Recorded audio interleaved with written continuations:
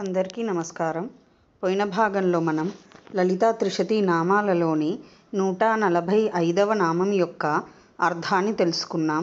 ఈ భాగంలో 146వ నామం యొక్క అర్థాన్ని తెలుసుకుందాం. అస్మద్గురు దివ్య చరణారవిందాభ్యాం నమో నమః.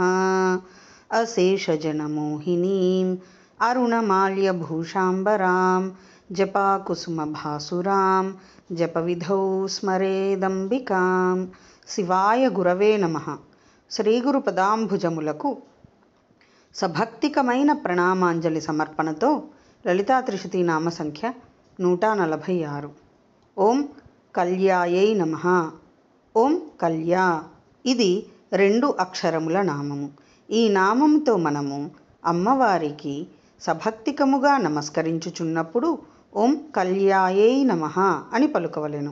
కళ్యా ధ్యానయోగ్య, పరమేశ్వరి ధ్యానయోగ్య కాన కళ్య అనబడును.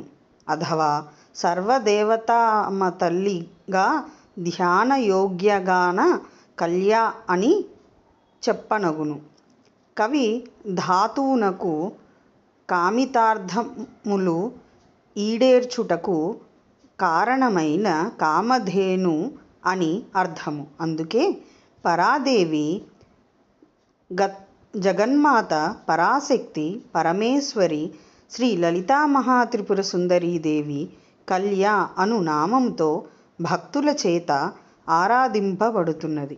విశేషము కళ్య కళ్యాణవాచి స్యాత్, కళాసు నిష్ణాతా కళ్య, కామధేను కవీనాం అను వచనముల తాత్పర్యము కూడా ఇచటననుసంధానము చేయునన్నది.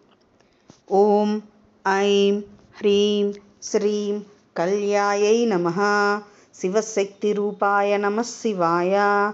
ఓం ఐం హ్రీం శ్రీం శ్రీమాత్రే నమః. సర్వం శ్రీ సద్గురు దివ్య చరణారవిందార్పణమస్తు.